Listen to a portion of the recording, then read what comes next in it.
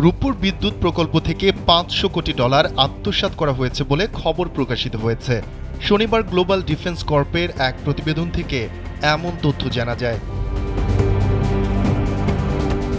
প্রতিবেদনে বলা হয়, রূপপুর বিদ্যুৎ প্রকল্প বাস্তবায়নকারী সংস্থা রোসাট্রম মালয়েশিয়ার একটি ব্যাংকের মাধ্যমে শেখ হাসিনাকে এই অর্থ আত্মসাতের সুযোগ করে দেয়, যাতে মধ্যস্থতা করেন ছেলে সজীব ওয়াজেদ জয় ও ভাগ্নি টিউলিপ সিদ্দিক।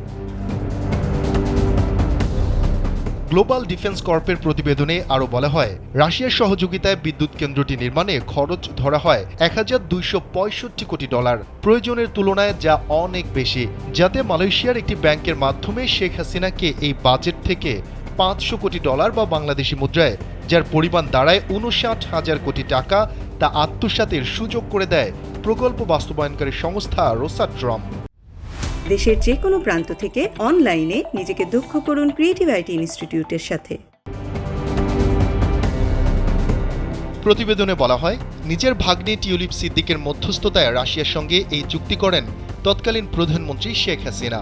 আর এই মধ্যস্থতার বিনিময়ে পাচার করা অর্থের 30% পেয়েছেন টিউলিপ, শেখ রেহানা ও পরিবারের কয়েকজন সদস্য।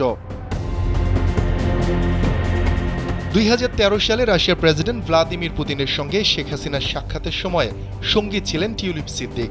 গ্লোবাল ডিফেন্স কর্পের দাবি, সেই সময় ঢাকা মস্কোর $1 বিলিয়ন অস্ত্র চুক্তির মধ্যস্থতাও করেন এই টিউলিপ সিদ্দিক। 2009 সালে প্রচ্ছায়া লিমিটেড নামের একটি ভুয়া কোম্পানি চালু করেন টিউলিপ সিদ্দিক, তার মা শেখ রেহানা ও চাচা তৎকালীন প্রধানমন্ত্রীর প্রতিরক্ষা উপদেষ্টা তারিক আহমেদ সিদ্দিক।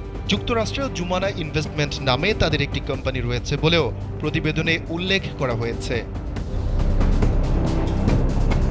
গ্লোবাল ডিফেন্স কর্পের দাবি, এই কোম্পানির মাধ্যমে বিভিন্ন দেশের অফশোর অ্যাকাউন্টে অর্থ পাচার করতেন শেখ হাসিনা। তাদের এই কোম্পানিটি ডেস্টিনি গ্রুপ নামে একটি চিটিং ফান্ড কোম্পানির সঙ্গে যুক্ত হয়ে যুক্তরাজ্য সহ বিভিন্ন দেশে প্রায় $900 মিলিয়ন পাচার করেছে। শফিকুল ইসলাম শান্ত, কালবেলা।